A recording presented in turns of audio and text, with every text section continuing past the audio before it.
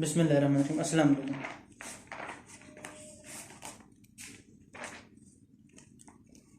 हमने पढ़ा था अभी तक 12 पेज तक पढ़ा था। चलें आज हम पढ़ते हैं relative atomic mass and atomic mass unit. इसमें वो कहते हैं the first quantitative information about the atomic masses came from the work of the Dalton गेल। यानी ये मुख्तलिफ 4-5 साइंटिस्ट के नाम लिखे हुए इन्होंने काम किया है इसके ऊपर। By observing the proportion in which the element combine to form the various 19th century chemist calculated relative atomic mass and atom is extremely small particle. अब ये इसमें उसने बताया कि जो एटम होता है वो सारों से स्मॉल पार्टिकल होता है। ये हम पढ़ चुके हैं। We can not determine the mass of the single atom. हम कोई भी mass of the single atom के जरिए से नहीं मेजर नहीं कर सकते। वो कहते हैं कि ये जितना भी हमने पीरियोडिक टेबल पे यानी हमने मास नंबर निकाले में तो हमने ये किस हिसाब से निकाले में, तो हमने किसी एक चीज को हमने स्टैंडर्ड मेजर कर लिया है। जिस तरह हम कहते हैं कि फर्ज करें कोई हमारे पास पत्थर है जो जिस तरह हम कहते हैं किलो का वजन है, 2 किलो का वजन है, 3 किलो का वजन है, तो ये हमने किलो को किस हिसाब से सेट किया है। हमने एक कोई चीज़ ऐसा पत्थर लिया था जिसको हमने अलहदा एक जगह पर रखा था और दूसरे को भी हमने उसी जगह पर रखा था। उतने इंस्ट्रूमेंट का एक हमने उतने ही वजन का एक पत्थर हमने लिया था। एक को इस साइड पर रखा है और दूसरे को उस साइड पर रखा है और हमने उसका वजन पहले कम करते गए। यानी अगर हमारे पास कोई बड़ा पत्थर था, फर्ज करें इधर हमने कोई एक पत्थर लिया जो जिसका वजन था 1 किलो, वह हमें नहीं पता था ये कितना वजन है, तो हमने एक जगह पर रख दिए, अननोन वजन है कोई भी हमने रख दिया। फिर हमने उतने कोई वजन उसके करीब लिए तो हमने देखा उससे भी भारी है, ये वाला साइड जो है ये नीचे जा रही है, तो हमने उससे और कम कर दिए ताकि उसके बराबर हो जाए। फिर हमने उसे फिर कम करके उतना वजन दोबारा इस साइड पे रखा है, तो दोनों वजन अब जब बराबर हो गए, जब दोनों वजन बराबर हो गए तो हमने एक स्टैंडर्ड कर लिया कि ये हमारे पास 1 किलो है। अब जब हमने उस किस्म 1 किलो के हमने 2 पत्थर रखे तो हमने 2 किलो का एक वजन बना लिया। इस तरीके से हम बनाते हैं वजन। इसी तरीके से हमने जब पीरियोडिक टेबल में जो मुख्तलिफ मैसेज होते हैं उनको जब कंपेयर किए तो हमने कार्बन 12 को स्टैंडर्ड के तौर पर रखा है। यानी कार्बन के 6 प्रोटॉन होते हैं, 6 न्यूट्रॉन होते हैं, वो कार्बन का 12 जो है वजन है वो हमने रखा है स्टैंडर्ड के तौर पर। C12 को हमने यूज़ किए और उस हिसाब से बाकी जितने भी मैसेज है उनको हम कंपेयर करते हैं और हाइड्रोजन को इस तरह लेते हैं कि हाइड्रोजन उससे यानी इतने गुना छोटा भी। फर्क करें हाइड्रोजन का मैस है 1 और जो कार्बन का मैस है वो 12 है, तो हमने इस तरह किया कि यानी जो कार्बन 12 को हमने स्टैंडर्ड के तौर पर रख दिया। अब ये जो हाइड्रोजन का वजन है वो उससे 12 गुना कम है, तो हमने उसको 1 रख लिए। अब इसी तरीके से जो कार्बन के अलावा कार्बन से जो ज़्यादा 10 गुना कम होगा, इस तरीके से हम मुख्तलिफ करते गए। यानी आपको समझ आ गई होगी हाइड्रोजन और कार्बन की जो एग्जाम्पल दी। कार्बन को 12 के तौर पर रखा है और उससे 12 गुना कम है। यानी कार्बन 12 का मैस जो है 12 है और हाइड्रोजन का 1 है। इसका मतलब है कि कार्बन 12 जो है वो 12 गुना ज़्यादा हाइड्रोजन से, तो उस हिसाब से हमने ये स्टैंडर्ड के तौर पर इस तरह बाकी सारों को कंपेयर करके वजन देते गए। तो ये हम वो कहते हैं कि mass of an atom of element, यानी mass of atom of an element. कोई भी एलिमेंट मैं आपको बता चुका हूँ कि एटम ऑफ एन एलिमेंट यानी हाइड्रोजन को देख लें। हाइड्रोजन जो है उसका वजन है उसका मैस है 1 और atom of an element hydrogen ही है। Relative to the mass of the carbon atom is called C12 is called the relative atomic mass. यानी उसका कार्बन से हमने कार्बन के साथ कंपेयर किया, रिलेट किए, तो जितना वजन है तो उस हिसाब से उसे कहा जाता है रिलेटिव एटॉमिक मैस। तो the 1 atomic mass unit is उसको किस तरह डिफाइन किया जाता है as a mass exactly equal to the 1/12 mass of the carbon atom. यानी वो 1/12 ऑफ द कार्बन एटम होता है, यानी 1/12 mass of the C12 atom is वो कह रहे हैं 12 एटॉमिक मास यूनिट होता है और 1 atomic mass unit is a mass of 1 carbon atom. जाहिर बात है हमने ये तो पढ़ा होता है कि मास ऑफ द 1 कार्बन एटम अगर 12 एटॉमिक मास यूनिट के बराबर है, तो अगर हमने 1 एटॉमिक मास यूनिट निकालना है तो वो किसके बराबर हो जाएगा, तो वो हमने अब इस साइड पे आ रहा है, एक साइड पे मास ऑफ द 1 कार्बन 12 और एक साइड पे 12 एटॉमिक मास यूनिट है। अगर हम ये बताएं कि एक 12 atomic mass unit is equal to mass of 1 carbon atom, तो अब हमने जब ये एटॉमिक मास यूनिट 1 निकालना है, तो ये हमने मैथ में पढ़ा है कि जब इधर 12 है तो ये इसके बराबर है 1 कार्बन एटम के बराबर है। तो जब ये 1 एटॉमिक मास यूनिट हो जाएगा, अभी मार्कर सही नहीं लिख रहा, जब 1 एटॉमिक मास यूनिट इस जगह पर आएगा तो ये वाला 12 इधर जाकर डिवाइड हो जाएगा। तो इस तरीके से हम ये 1 एटॉमिक मास यूनिट निकाल लेते हैं, क्योंकि एक चीज जो डिवाइड हो रही होती है वो दूसरी साइड पे जाकर मल्टीप्लाई हो रही होती है। अब हाइड्रोजन एटम इज वो कह रहे 8.40% as massive as standard carbon 12। वो कह रहे हैं जो हाइड्रोजन एटम होता है वो 8.40% हैवियर है as the standard carbon atom के तौर पर, there as the standard carbon atom. Therefore the relative atomic mass of hydrogen निकालने का क्या तरीका है, 8.40 हम लिखेंगे 8.40 डिवाइडेड बाय 100। जब परसेंटेज हटेगी तो हम क्या कर लेंगे, उससे परसेंटेज जब हटती है तो 8.40% है तो इसका मतलब है 8.40 डिवाइडेड बाय 100। तो हम उसे 12 एटॉमिक मास यूनिट से मल्टीप्लाई करेंगे तो ये हमारे पास 1.008 एटॉमिक मास यूनिट आ जाएगा। तो इसी तरीके से मैंने बता चुका है, जिस तरह कार्बन की एग्जाम्पल दी थी। अब मुख्तलिफ हाइड्रोजन एलिमेंट है उनको उनके रिलेटिव एटॉमिक मास उन्होंने निकाले हैं 1.008 एटॉमिक मास यूनिट। उस इसको नाइट्रोजन का कार्बन के साथ कंपेयर करके उन्होंने 14.006 हम निकाला है, ऑक्सीजन का 15 यानी 16 निकाला है, सोडियम का 23 निकाला है। इस तरीके से उन्होंने निकाले हैं रिलेटिव एटॉमिक मास यूनिट्स। तो अच्छा, ये जो मैस नंबर होते हैं तो और रिलेटिव एटॉमिक मास यूनिट ये डिफरेंट होते हैं। जो मैस नंबर होता है वो हम डायरेक्ट प्रोटॉन के जरिए से कर लेते हैं, यानी प्रोटॉन प्लस न्यूट्रॉन, तो वो हमारे पास मैस नंबर आ जाता है। लेकिन जो रिलेटिव एटॉमिक मास यूनिट है वो कार्बन के साथ हमें रिलेट करके निकाला होता है। इसी वजह से इन्होंने हाइड्रोजन का जो मैस नंबर है उन्होंने 1.008 दिया हुआ है, नाइट्रोजन का 14.006 एटॉमिक मास यूनिट दिया हुआ है। लेकिन अगर हम मैस नंबर की बात करें वो तो डायरेक्ट प्रोटॉन प्लस न्यूट्रॉन होते हैं। एम्पिरिकल फार्मूला और मॉलिक्यूलर फार्मूला ये दो आप हमारे पास आ जाते हैं। रिकॉल दैट हमारे पास जो केमिकल फार्मूला होता है वो कंपाउंड्स का वो tell us which elements are present in the and the whole number ratio of their atoms. यानी किसी भी हम कंपाउंड की बात करें, हम फार्मूला निकालने की, तो हम ये कहते हैं कि उसका फार्मूला क्या है। यानी सी, ग्लूकोज की बात करें तो उसका हमने फार्मूला निकालना होता है C6H12O6, तो ये उसका फार्मूला बेसिकली बन जाते हैं। तो उसके बाद मॉलिक्यूलर फार्मूला। अच्छा, इन केमिकल फार्मूला, किसी भी केमिकल फार्मूला के अंदर एलिमेंट का जो सिंबल होता है और न्यूमेरिकल सब्सक्रिप्ट्स होते हैं। एलिमेंट का सिंबल और न्यूमेरिकल के जो सब्सक्रिप्ट्स होते हैं, न्यूमेरिकल आपको पता है 1 2 3 4 को हम कह देते हैं, और एलिमेंट के सिंबल को जो हाइड्रोजन को H से शो किया हुआ, कार्बन को C से। Show the type and the number of each carbon atom in compound, यानी कंपाउंड में कितने एलिमेंट मौजूद हैं और कितनी कितनी मिकदार में मौजूद हैं। There are the several type of the chemical formula for the compound. Compound में बहुत सेवरल केमिकल फार्मूलाज होते हैं। Where you learn the two types. हमें फिलहाल जरी बात है बेसिक टाइप है तो हम दो चीज़ें पढ़ें, एक एम्पिरिकल फार्मूला और एक मॉलिक्यूलर फार्मूला पढ़ें। एम्पिरिकल फार्मूला किसी भी कंपाउंड का वो केमिकल फार्मूला होता है that give the simplest whole number ratio of the elements. तो उस जैसा कि उन्होंने एग्जांपल दी हुई है ग्लूकोज की, तो एक तो हाइड्रोजन पर ऑक्साइड की दी हुई है, एक होता है मॉलिक्यूलर फार्मूला और एक होता है एम्पिरिकल फार्मूला। अब मैं दोनों को इकट्ठा समझाता हूँ आपको कि मॉलिक्यूलर फार्मूला होता है वो उसका एक्चुअल असली होल नंबर रेशियो होता है मॉलिक्यूलर फार्मूला में। जितना है कि हाइड्रोजन पर ऑक्साइड की बात की जाए तो H2O2, तो उसका 2:2 इसका असल फार्मूला है।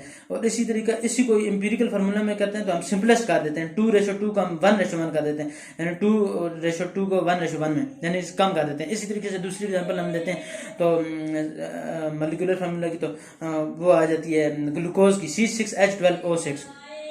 तो अब एक्चुअल इसका रेशियो ये है C6:12:6। और जब हम इसे एम्पिरिकल फार्मूला में लिखेंगे तो इसे डिवाइड कर देंगे, 6 1 6, आगे 12 आ जाता है तो 6 2 12, फिर आगे 6 आ जाता है, 6 1 6, 1:2:1, यानी हमने सिंपलेस्ट में कन्वर्ट करी।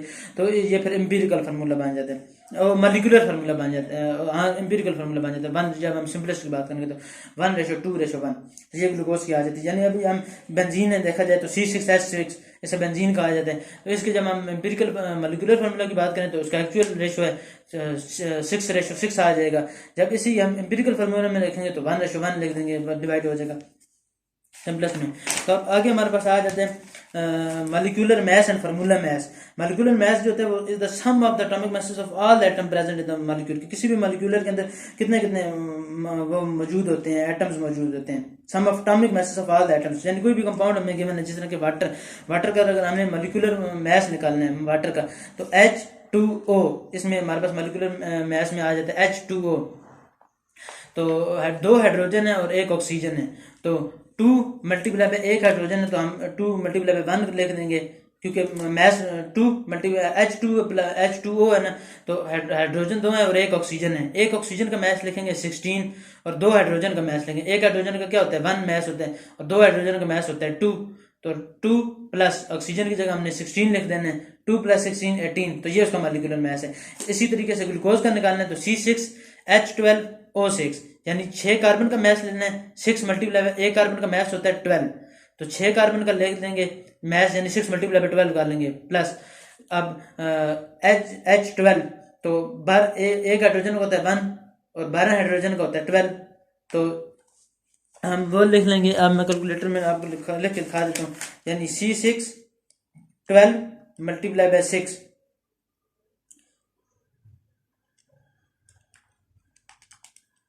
C6 प्लस H12 12 मैस आ गए, प्लस O6 हम करेंगे तो O का वजन होता है 16 ऑक्सीजन का, और O कितने मौजूद हैं, 6 मौजूद हैं, यानी C6, सारों से पहले हमने C6 लगे, यानी एक कार्बन का 12 होता है और हमारे पास 6 है, तो 12 मल्टीप्लाई बाई 6, प्लस एक हाइड्रोजन का 1 होता है और हमारे पास 12 मौजूद हैं, तो 1 मल्टीप्लाई बाई 12, प्लस एक ऑक्सीजन का हमारे पास 16 होता है, तो हमारे पास 6 ऑक्सीजन मौजूद हैं, तो 6 मल्टीप्लाई बाई 16, तो इसका आ जाता है 180 वजन आ जाता है, 180, यानी ग्लूकोज का। इस तरीके से हम मोलिकुलर मैस निकाल देते हैं। और फार्मूला मैस भी यही चीज़ होती है, जिस तरह कि NaCl होता है, तो Na में भी हम इस तरह करेंगे कि सोडियम का फार्मूला मैथ और मोलिकुलर मैथ में मैं डिफरेंस बताता हूँ, है एक ही निकालने का एक ही तरीका। मोलिकुलर मैथ में, फार्मूला मैथ में भी यही NaCl है, तो सोडियम हमारे पास एक है, क्लोरीन एक है, एक क्लोरीन का 35.5 मैथ नंबर है, वो हम लिख लेते हैं, एटॉमिक मैथ लिख लेते हैं, atomic math of the chlorine, तो 35.5 लिख लेंगे, और एटॉमिक मैथ ऑफ सोडियम लिख लेंगे 23, तो ये हमारे पास आ जाते हैं। इनमें हमने एटॉमिक मैथ लिखने होते हैं, और फार्मूला मैथ में भी यही है, NaCl में भी हमने सोडियम का लिखा है और क्लोरीन का लिखा है, ऐड कर दिए दोनों में। फर्क सिर्फ ये है, नामों का फर्क है, यानी NaCl क्योंकि आयोनिक कंपाउंड है, तो जो आयोनिक चीज़ होती है उसे हम फार्मूला मैथ लिख देते हैं, इसमें आइंस बन होते हैं। इसी तरीके से मैग्नीशियम हाइड्रोक्साइड का उसने निकाला है, तरीका वही है मैग्नीशियम का पीरियोडिक टेबल में, और आप याद कर लें मैग्नीशियम का जो एटॉमिक मैथ हो गया वो आप लिखें, और हाइड्रोक्साइड का भी आप एटॉमिक मैथ लिख दें।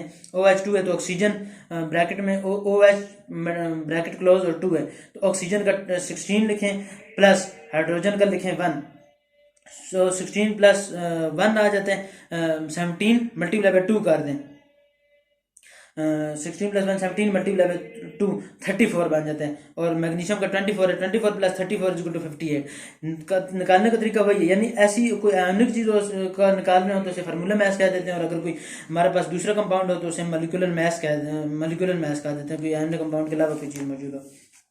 अब आगे आ जाता है केमिकल स्पीसीज।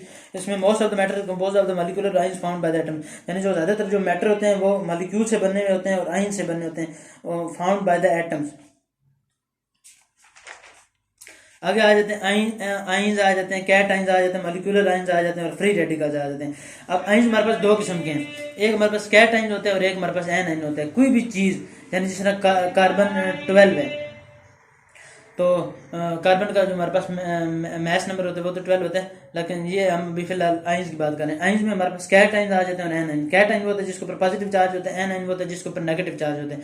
तो अब हमारे पास जब हम बात कर लें हाइड्रोजन की, तो इसमें आगे फर्दर रूल होते हैं, डुप्लेट और ऑक्टेट रूल, लेकिन वो फिलहाल आपके इस टाइम नहीं बताता, वो बाद में इंशाल्लाह करके आगे बताएंगे। फिलहाल ये कि आप ये ध्यान में रखें, जिस तरह सोडियम का टोटल एटॉमिक नंबर होता है 11, तो पहला एक शेल होता है, जो पहले शेल में सिर्फ 2 इलेक्ट्रॉन्स आ जाते हैं। तो ये मैंने कहा था जितने प्रोटॉन होते हैं उतने ही इलेक्ट्रॉन होते हैं, तो टोटल सोडियम के अंदर 11 प्रोटॉन होते हैं, जारी बात है 11 इलेक्ट्रॉन होंगे। तो सोडियम के अंदर अगर कोई चीज़ लूज कर दे तो उसके ऊपर पॉजिटिव चार्ज आएगा। जब कोई भी एक इलेक्ट्रॉन लूज कर दे तो उसके ऊपर क्या चार्ज आता है, पॉजिटिव। और कोई भी इलेक्ट्रॉन अगर गेन कर ले, अपने एक्सेप्ट कर ले, अपने अंदर शेल में ले आए, तो उसे फिर एनाइन कह देते हैं, उसके ऊपर नेगेटिव चार्ज आ जाता है। जैसा कि हम बात करते हैं कि सोडियम सोडियम क्लोराइड की बात कर लेते हैं, तो इसमें आयोनिक कंपाउंड है, सोडियम के ऊपर पॉजिटिव चार्ज होता है, क्लोरीन के ऊपर नेगेटिव चार्ज होता है। क्यों? क्योंकि सोडियम के अंदर 11 प्रोटॉन है, बात 11 इलेक्ट्रॉन होंगे, तो पहले शेल में सिर्फ 2 इलेक्ट्रॉन आ जाते हैं, तो और दूसरे शेल में उसके पास इलेक्ट्रॉन आ जाते हैं, दूसरे शेल में उसके पास इलेक्ट्रॉन आते हैं 8, 2 + 8 कितने हो गए 10। अब तीसरे शेल में एक इलेक्ट्रॉन आएगा, एक इलेक्ट्रॉन आएगा, जिसे तो टोटल उसका 11 पूरा हो जाएगा। लेकिन ये स्टेबल नहीं है, तो ये इतना करेगा, अपना एक इलेक्ट्रॉन लूज कर देगा NaCl के साथ जब शामिल होगा, तो एक इलेक्ट्रॉन लूज कर देगा तो Na पॉजिटिव में आ जाएगा। तो वैसे तो स्टेबल ही होते, सारी बात है, एटम तो स्टेबल ही होते हैं, लेकिन ये जब बात करते हैं NaCl की, तो उसमें मैं बात बता रहा हूँ कि NaCl में जब एक इलेक्ट्रॉन लूज कर देगा तो उसके ऊपर पॉजिटिव चार्ज आ जाएगा। और क्लोरीन के ऊपर क्योंकि 17 होते हैं इलेक्ट्रॉन्स होते हैं, तो पहले शेल में 2 आएंगे, दूसरे शेल में 8 आएंगे, तो 10 हो गए, और तीसरे शेल में आ जाते हैं 17, और तीसरे शेल में आ जाते हैं उसका 7 इलेक्ट्रॉन बच गए तो 7 आ जाते हैं। अब ऑक्टेट कहते हैं 8 को, और 8 में ऑक्टेट में स्टेबिलिटी आ जाती है। तो ऑक्टेट को रूल को कंप्लीट करने के लिए उसे 1 इलेक्ट्रॉन फालतू चाहिए क्लोरीन को, क्योंकि क्लोरीन के तीसरे शेल में 1 इलेक्ट्रॉन की डेफिशिएंसी है। तो क्लोरीन क्या करेगा, 1 इलेक्ट्रॉन गेन कर लेगा सोडियम से, और सोडियम 1 दे देगा। सोडियम के आखिर में 1 इलेक्ट्रॉन है, वो स्टेबल तो है नहीं, तो वो 1 इलेक्ट्रॉन लूज कर देगा सोडियम, उसके ऊपर पॉजिटिव चार्ज आएगा। क्लोरीन 1 इलेक्ट्रॉन गेन कर लेगा, उसके ऊपर नेगेटिव चार्ज आ जाएगा। क्लोरीन का ऑक्टेट कंप्लीट हो जाएगा, और वो भी सोडियम भी अपना स्टेबल हो जाएगा। तो NaCl हमारे पास कंपाउंड है, आपस में बॉन्ड बना देंगे, मजबूत बॉन्ड होते हैं। तो ये इसका पॉजिटिव समझ आ जाएगी। इसी तरीके से कैल्शियम में, अगर कैल्शियम की बात करें तो वो अपने 2 इलेक्ट्रॉन लूज कर देती है, क्योंकि जो पहला ग्रुप है ना, जो पहला ग्रुप है वो तकरीबन उनकी वैलेंसी 1 होती है, और इसी को वैलेंसी भी कहा जाता है, इसी को ऑक्सीडेशन स्टेट भी कहा जाता है। जिसके ऊपर पॉजिटिव चार्ज या नेगेटिव चार्ज होते हैं उनको ऑक्सीडेशन स्टेट कहा जाता है। तो अब बात करते हैं तो कैल्शियम की। कैल्शियम में +2 चार्ज, तो दूसरा ग्रुप जो वैलेंसी होगी ना, जो ग्रुप होगा वही उसकी वैलेंसी भी होगी, और वही उसकी ऑक्सीडेशन स्टेट भी मोस्टली ज्यादातर केसेस में होती है। तो जिस तरह की हाइड्रोजन की +1 है, और पहले ग्रुप में ही है। सोडियम की भी यही है, पहले ग्रुप में +1 है। लिथियम की भी यही है, पहले ग्रुप में। और दूसरे ग्रुप में बी मार्क का सर बड़ा, बेरिलियम, मैग्नीशियम, कैल्शियम, इस तरीके से याद करने का तरीका बड़ा डिफरेंट।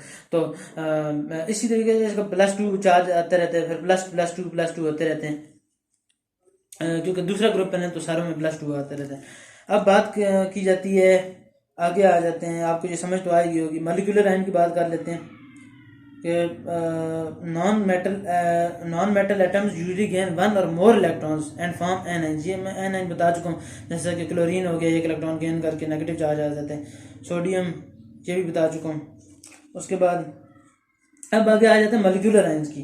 व्हेन मॉलिक्यूल, वो तो हमने बात की थी सिंगल एटम की, जब sodium single atom, chlorine single. अब बात करते हैं मॉलिक्यूल की। मॉलिक्यूल ये होते हैं 8 10 2 एक से ज्यादा एटम है, जैसे कि मॉलिक्यूल आ जाते हैं O2 आ जाते हैं, ये मॉलिक्यूल है। H2 मॉलिक्यूल है, जब दो आपस में कंबाइन होते हैं, जब वो लूज या गेन इलेक्ट्रॉन करेगा तो फिर जो चीज आएगी वो हमारे पास आ जाएगी मॉलिक्यूलर आयन। डिफरेंस वही आपको समझ आ गई है कि बेसिक कॉन्सेप्ट ये है कि जब लूज करेगा तो पॉजिटिव चार्ज आएगा, जब गेन करेगी तो नेगेटिव चार्ज आएगा। अब मॉलिक्यूल जब लूज करेगा, O2 ने फर्ज करो लूज कर दिया 1 इलेक्ट्रॉन, तो उसके ऊपर O2+ चार्ज आ जाएगा। जब वो इलेक्ट्रॉन कोई भी O2 गेन कर लेगा तो O2 के ऊपर नेगेटिव चार्ज आएगा। इसलिए आप जितनी मर्जी एग्जाम्पल लिखते जाएंगे, जब नाइट्रोजन है तो वो जब गेन या लूज करेगा तो नेगेटिव और पॉजिटिव चार्ज आ जाएगा उनके ऊपर। आगे आ जाता है फ्री रेडिकल।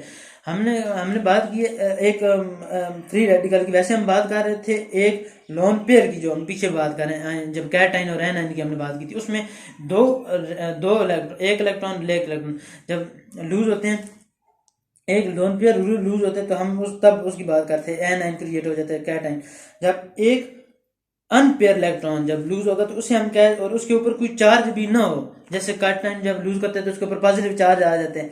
जब उसके ऊपर यानी एक पूरा लोन पेयर गया है, यानी कैटाइन की जब हमने बात की तो एक लोन पेयर गया तो तब पॉजिटिव चार्ज क्रिएट हो गया। जब अब हम बात की फ्री रेडिकल की, तो फ्री रेडिकल में ये होता है कि अनपेयर इलेक्ट्रॉन, एक सिंगल इलेक्ट्रॉन जाता है तो उसके ऊपर एक रेडिकल आ जाता है, हाइड्रोजन के ऊपर एक रेडिकल। इसी तरीके से क्लोरीन का जब हम स्ट्रक्चर ड्रा करें तो क्लोरीन में आखिरी शेल में हमने कहा था कि 7 इलेक्ट्रॉन आते हैं, तो ये उन्होंने स्ट्रक्चर उन्होंने ड्रा किए हुए कि 7 इलेक्ट्रॉन बनाए हुए, एक 3 लोन पेयर और 1 इलेक्ट्रॉन है। तो यानी जब अब नेक्स्ट पेज पे भी यही कहा है कि when substance like hydrogen are exposed to sunlight then molecule split up into free radical. यानी क्लोरीन अगर जब लाइट पड़ती है क्लोरीन के ऊपर जब लाइट पड़ती है तो ये इस तरह एक रेडिकल ले लेता है, ये यानी एक लॉन पेयर के जरिए से बॉन्ड बनाया है। एक क्लोरीन के ऊपर लॉन पेयर आ जाता है, इस क्लोरीन के ऊपर भी लॉन पेयर, एक रेडिकल आ जाते हैं, इस क्लोरीन के ऊपर भी और इस क्लोरीन के ऊपर भी रेडिकल आ जाते हैं, क्लोरीन और क्लोरीन के ऊपर। तो ये इसे कहा जाता है क्लोरीन रेडिकल, यानी जब जिसके ऊपर कोई चार्ज ना हो। इसी के जरिए अगर एक हमारे पास अब उन्होंने रेडिकल और एनाइन का डिफरेंस बताया है। क्लोरीन के ऊपर ये 2 इलेक्ट्रॉन है, 2 इलेक्ट्रॉन ये है, 2 इलेक्ट्रॉन ये है, 2 इलेक्ट्रॉन ये है, और इसके ऊपर क्योंकि इसने 1 इलेक्ट्रॉन गेन कर लिए तो इसके ऊपर नेगेटिव चार्ज आ गए, इसने 1 इलेक्ट्रॉन गेन कर लिए। ये सिंपल रेडिकल है जो हमने पढ़ा था कि सिंपल में जो होते हैं, जो उसके साथ इलेक्ट्रॉन है वो उसके पास मौजूद है, ये फ्री न्यूट्रल है, क्लोरीन का रेडिकल है। जब आपस में, क्योंकि क्लोरीन जो एटम है वो सिंगल एग्जिस्ट नहीं करता, ये जो एटम है ये क्लोरीन ये सिर्फ मॉलिक्यूल की फॉर्म में एग्जिस्ट करता है, तो तब स्टेबल होगा। उसके बाद विच स्पीशीज है ऑड नंबर ऑफ इलेक्ट्रॉन्स, इसमें ऑड नंबर ऑफ इलेक्ट्रॉन्स कौन से हैं, सारी बात है रेडिकल के, क्योंकि उसका अनपेड इलेक्ट्रॉन है। उसके बाद dot indicates the unpaired electron, मतलब जो डॉट होता है वो अनपेड इलेक्ट्रॉन। अभी इसमें 1.6 असेसमेंट सेल्फ असेसमेंट में 4 मॉलिक्यूल किए हैं। साइनाइड उसके ऊपर नेगेटिव चार्ज है, सारी बात है ये मॉलिक्यूलर आइन है, क्योंकि मॉलिक्यूल है ना, तो कार्बन और नाइट्रोजन दो चीजें इकट्ठी होगी, दो एटम इकट्ठे होकर मॉलिक्यूल बन गया। एक हीलियम के ऊपर +2 चार्ज है, तो ये सिर्फ आइन है। नाइट्रोजन के ऊपर -3 चार्ज है, ये सिर्फ आइन है, और आइन में देखा जाए तो एन आइन है।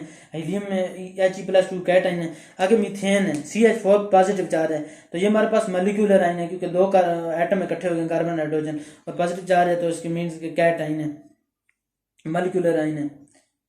हाँ मॉलिक्यूलर आइन है, तो है तो ये कैट आइन, लेकिन ये मॉलिक्यूलर कैट आइन है मतलब बात कीजिए। तो इसीलिए हम जो मॉलिक्यूल में जो कैटाइन आ जाए तो उसे हम फिर मॉलिक्यूलर कैटाइन कहते हैं। Representative particles of elements and compounds. अब उसने बात की है कि कोई भी टर्म जो रिप्रेजेंटेटिव होती है वो particles refers to the species present in the substance, कि वो कौन सी स्पीशीज होती हैं वो प्रेजेंट किसी भी सब्सटेंस के अंदर मौजूद होती हैं। दीज सब्सटेंसेस स्पीशीज, इसमें एटम्स आ जाते हैं, मॉलिक्यूल आ जाते हैं, फार्मूला यूनिट्स आ जाते हैं। जैसे कि उसने बात की है कि वाटर की वो मॉलिक्यूल के तौर पर एग्जिस्ट करता है, जहरी बात है। 2 H2O, इसमें 2 आ जाते हैं, एक हाइड्रोजन है और एक ऑक्सीजन है, तो मॉलिक्यूल है। Carbon exist as atom, carbon atom के तौर पर भी एग्जिस्ट कहा जाता है कार्बन।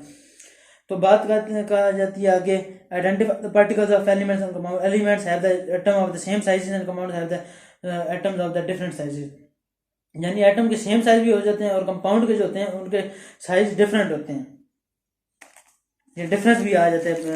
आपको पता चलेगा कंपाउंड का है उसके साइज डिफरेंट होते हैं, एलिमेंट के जो साइज होते हैं वो सेम होते हैं। अब उन्होंने पार्टिकल दिए हैं A, C, D, E and particles of the compound B and F। तो अब देख देते हैं कि molecular can also be classified as monoatomic और पॉलीएटॉमिक। मॉलिक्यूल मोनोएटॉमिक भी होते हैं, पोलोएटॉमिक भी होती हैं, और जो आखिरी पीरियडिक 8 पीरियडिक टेबल है उसे नोबल गैसेस कहा जाता है। हमीद ने और कराए x-ray, H helium, neon, argon, krypton, radon. Molecular that contains only 1 atom is called monoatomic. जिसमें अब इसमें एक ही एटम है, ये स्टेबल होती है, इसलिए ये बॉन्ड ज़्यादातर नहीं बनाती, इसीलिए इनर्ट से कहा जाता है। जो स्टेबल होता है बॉन्ड ना बनाए तो उसे मोनोटॉमिक भी है। ये मॉलिक्यूल दैट कंटेन 2 और मोर सिमिलर और different atom are called polyatomic. जिसमें 2 या 2 से ज्यादा हो उसे पॉलीएटॉमिक कहा जाता है। मोनोटॉमिक जैसे सिंपल नाम जब हाइड्रोजन एटम किसी की बात की जाए, और जो आपस में बॉन्ड बना जिस तरह हाइड्रोजन हो गया, ऑक्सीजन हो गया, HCl हो गया, NH3 हो गया, इसे पॉलीएटॉमिक कहा जाता है, पॉलीएटॉमिक कहा जाता है।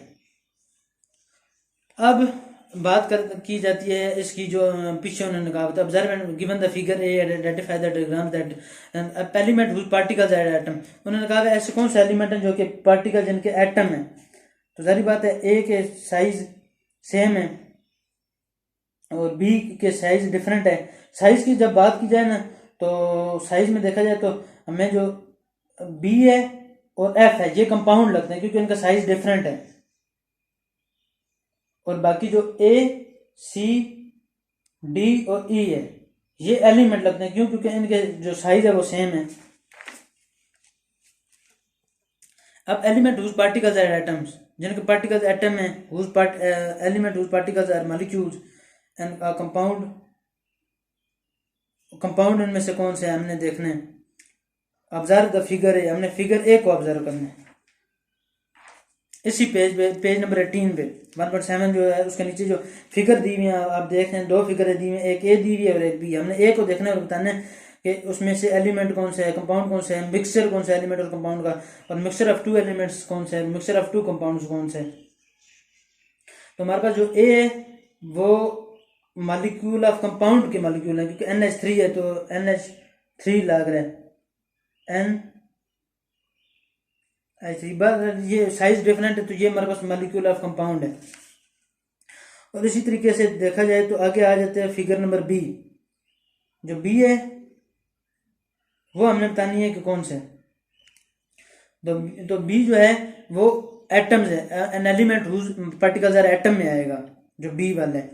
जो नीचे मैं फिगर की बात करूँ, अब ऊपर भी बी गिवन है और नीचे मैं फिगर का बी बता रहा हूँ कि जो फिगर का बी है वो क्या है, वो एलिमेंट्स में वो आता है एन एलिमेंट उस पार्टिकल एट एटम, क्योंकि एक एटम है मौजूद है और साइज भी दोनों का सेम है। अब आगे आ जाता है सी, जो फिगर में सी है वो क्या है, वो कंपाउंड है, क्योंकि वो लिखा हुआ है SO2 और वो सारी बात है कंपाउंड है, क्योंकि साइज उन दोनों का डिफरेंट है।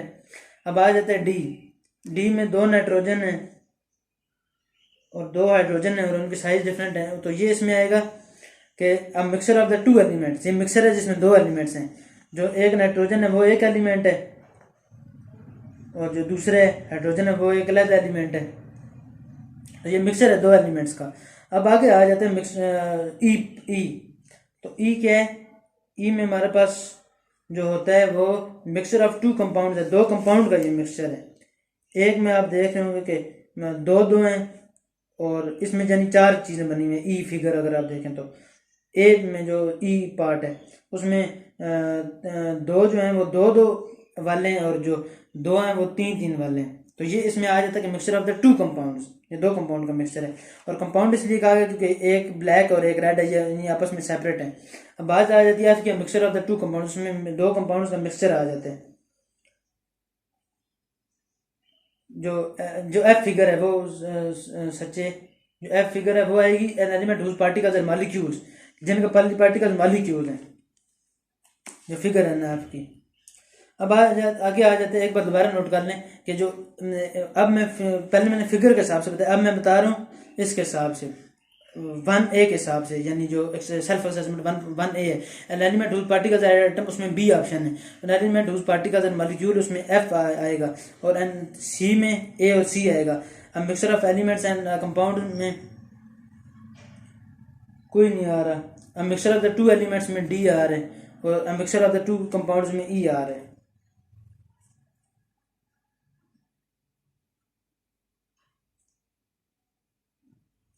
अब आगे आ जाता है एवोगैड्रो नंबर, इसमें आ जाते हैं कि हम कि काउंट किस तरह, how do you count shoes, आप शूज को किस तरह काउंट करेंगे।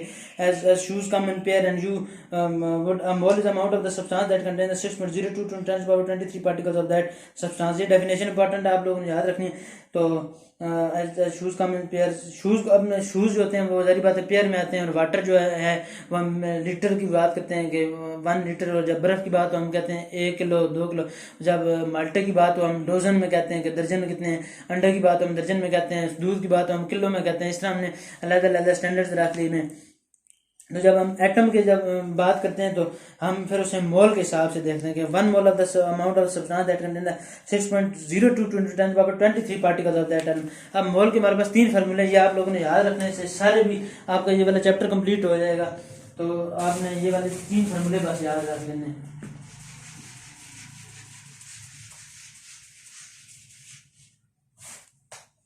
एक मोल का फार्मूला है कि mess divided by molar mass, ये होगा जो आपको मैस पेपर में ये वाले 3 फार्मूले में आपको दिखवा देता हूँ। Mole is equal to number of particles divided by N A, ये एवोगैड्रो नंबर होता है जो हम 6.02 × 10⁻23। उसके बाद तीसरा फार्मूला है मोल इज इक्वल टू मोल नहीं, ये चलो मोल लिख लेते हैं, ये यानी ये जब मोल इसके बराबर है और ये मोल इसके बराबर है, इसका मतलब है ये दोनों आपस में भी बराबर हैं, क्योंकि एक चीज इसके भी बराबर है और वो चीज इसके भी बराबर है, तो ये दोनों भी आपस में बराबर है। तो एक इसको इस साइड पे लिख लेते हैं, इसको इस साइड पे, नंबर ऑफ पार्टिकल्स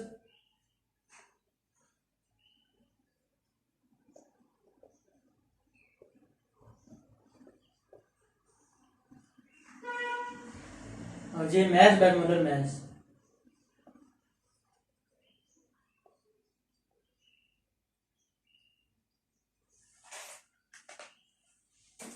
तो ये हमारे पास आ जाते हैं, ये 3 फार्मूले हैं, मोल के mass by molar mass, number of particles बयान है। अब ये इन दोनों को इकट्ठा करके लिख दिया, mass by molar mass number of particles बयान है।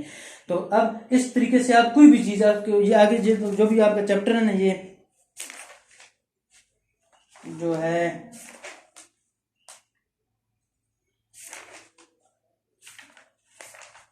ये आपका जितना भी चैप्टर है ना 1 जो रह गया वो सारे का सारा इसमें कवर हो जाएगा। इन 3 फार्मूले को बस आप याद कर लें, पूरा याद कर लें, आपके ये सारे के सारे ये वाला जो पहला फर्स्ट चैप्टर है वो कंप्लीट हो जाएगा। इससे बहुत सारे न्यूमेरिकल्स आपके सॉल्व हो जाएंगे।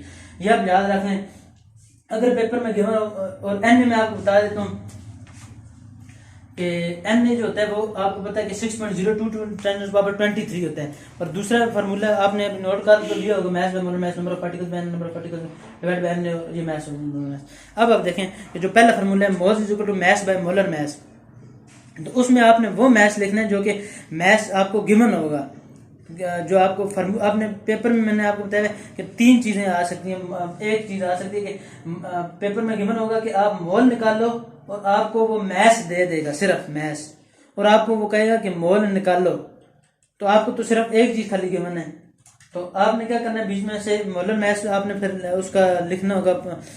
मोलर मैथ्स आप लोगों ने याद करने होंगे। मोलर मैथ्स आपको फर्ज करो वो दे देते हैं कार्बन डाइऑक्साइड का दे देता है उसके बारे में, तो आपने जो मैथ्स गिवन होगा ना पेपर में न्यूमेरिकल में, तो वो आपने क्वेश्चन में मैथ्स को ग्राम में या एटॉमिक मास यूनिट में जो भी चीज उसने गिवन मैथ्स में दी होगा तो वो आपने लिखना है इस मैथ्स में। और जो आपका मोलर मैथ्स पीरियोडिक टेबल वाला जो होता है, मोलर मैथ्स जो होता है, यानी जिसमें मैंने अभी आपको निकालना समझाया था कि अगर कार्बन डाइऑक्साइड का है तो कार्बन का 12 और ऑक्सीजन का आप लिखेंगे कार्बन का 12 प्लस ऑक्सीजन का 16 जमा, क्योंकि 2 ऑक्सीजन है ना तो 32 हो जाएगा, तो इसका टोटल 44 आ जाता है कार्बन डाइऑक्साइड का। तो वो आपने मोलर मैथ्स जो होगा वो आपने लिखना है इधर मोलर मैथ्स में, तो आपने इन दोनों को डिवाइड करना है तो मोल आपके निकल आएंगे। तो दूसरा सवाल इससे ये बन सकता है कि वो कहें कि मैथ्स निकाल लो और सिर्फ मोल गिवन हो, तो आपने मोल इधर लिख लेने हैं, नंबर मोलर मैथ्स आपने याद करना होगा वो आपने इधर लिख लेना है, और आपने मैथ्स जो होगा वो आपने निकालना है। तो मैथ्स निकालने के लिए इसको जो चीज़ इधर डिवाइड हो रही है उस साइड पे जाके मल्टीप्लाई हो जाती है, तो ये इधर जाकर मल्टीप्लाई हो जाएगा। इसी तरीके से अगर वो इसमें से 2 मैथ्स को निकालना आ गया, मोलर मैथ्स तो आपने याद करना होगा और मोल्स आपने निकालने होंगे और मैथ्स आपने निकालना होगा। मोलर मैथ्स वैसे ही आपने याद करना होगा। तो आपको ये पता चल गया, जब ये वाला निकालना होगा तो आपने इसको मोलर मैथ्स को इधर ले जाना है, क्योंकि ये जिधर डिवाइड हो रही है वो कुछ चीज इधर जाकर मल्टीप्लाई हो जाएगी, और ये मोल को इधर जाकर डिवाइड कर देना है, यानी फार्मूला ये बन जाएगा। फिर मोलर मैथ्स इधर आ जाएगा, तो जाहिर बात है maths divided by molar maths हो जाएगा। या तो फार्मूला आप इसी तरह रहने दें, जो जो चीजें आपको गिवन है वो बस इधर इसके अंदर पुट करते जाएं, यानी इसके अंदर 2 कर दें, फर्ज करो 2 कर दें, मोल की जगह 2 कर दें, और मोलर मैथ्स फर्ज करो इधर हमने निकालना है एक्स लिख देते हैं, मोलर मैथ्स क्योंकि हमने निकालना है, तो ये जब मोलर मैथ्स ही लिख रहे, तो जब हमने मोलर मैथ्स निकालना होगा तो ये इस तरह मोलर मैथ्स इधर आ जाएगा, ये 2 जो है इधर जाकर डिवाइड हो जाएगा, ये तो 2 एज इट इज आ जाएगा, ये वाला 2 जाकर इधर डिवाइड हो जाएगा, तो molar maths equal 2/2 molar maths आपका 1 आ जाएगा। फिर इस तरीके से, यानी ये मैंने एग्जांपल दिया, यानी कोई भी चीज़ आप निकाल सकते हैं इस तरीके से। अब आ जाते हैं number of particles divided by N. N जो होता है वो एवोगैड्रोस नंबर होता है, एवोगैड्रो जो होता है ये किसके बराबर है 6.022 × 10⁻23 के। ये अब पेपर में इसमें से वो ये भी कह सकता है मोल वो दे देगा और कहेगा नंबर ऑफ पार्टिकल्स निकाल लो, और या तो फिर वो नंबर ऑफ पार्टिकल्स देगा वो कहेगा मोल निकाल लो। ये तो सिंपल है, नंबर ऑफ एन आपने याद रखना 6.022 × 10⁻23 इधर लिखना है। नंबर ऑफ पार्टिकल्स में आप लोगों ने जो भी इसमें नंबर ऑफ 3 चीजें, नंबर ऑफ पार्टिकल्स में 3 चीजें आ जाती हैं कि NaCl हो तो वो यही दे देगा कि फार्मूला यूनिट्स कितने हैं। ये मैं देख के आपको बता देता हूँ।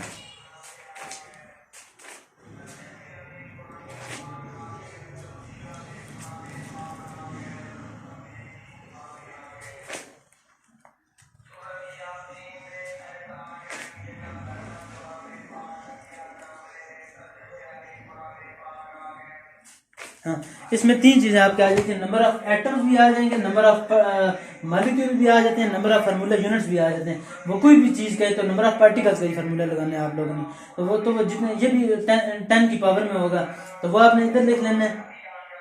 तो नहीं वो तो हमें गिवन होगा, अगर तो हमने अगर मोल निकाले हुए तो वो इधर लिख लेंगे और उसको इससे डिवाइड कर देंगे एन से, तो हमारे पास मोल निकल आएगा। अगर वो हमें कहता है कि मोल उसने दिए होते हैं और कहता है कि नंबर ऑफ पार्टिकल्स निकाल लो, तो आपने फिर मोल इधर लिखने हैं, एन आपने इधर लिखना है और नंबर ऑफ पार्टिकल्स आपने इधर लिख लेने हैं। तो ये जारी बात है, इधर जाकर मल्टीप्लाई हो जाएगा तो नंबर ऑफ पार्टिकल्स हमारे पास निकल आएंगे। उसके बाद तीसरा फार्मूला है अब mass by molar mass equal number of particles by N है। अब जो भी न्यूमेरिकल है इन्हीं 3 फार्मूले से चालू है। ये अब करना है आपको पहले चैप्टर क्लियर है। मैथ्स आपने अगर होगा ये आपको बता चुका हूँ गिवन है, बस इसको इधर लिख दिया और ये वाली ये 2 फार्मूले याद करने ये ऑटोमेटिकली याद हो जाते हैं। तो मैथ्स मोलर मैथ्स आपने याद करना है। ये एन आपको वैसे ही आपने पता है एक ही पावर होती है 6.02 अब अगर वो कहीं मैथ्स निकालो तो आपने क्या करना है सीधा इसको इसके साथ जाकर मल्टीप्लाई कर देना है इधर बस। और अगर वो कहें कि नंबर ऑफ पार्टिकल्स निकालो तो आपने क्या करना है इस एन को इधर जाकर मल्टीप्लाई कर देना है। तो ये आपका क्लियर हो जाता है, फिर आपके नंबर ऑफ पार्टिकल्स निकल आएंगे। पेपर में गिवन होगा नंबर ऑफ पार्टिकल्स की जगह number of molecular number of molecules भी दे देते हैं, नंबर ऑफ एटम्स भी दे देते हैं, नंबर ऑफ फार्मूला यूनिट्स भी दे देते हैं। तो इससे जितने भी आपके न्यूमेरिकल है वो सारे के सारे सॉल्व हो जाएंगे।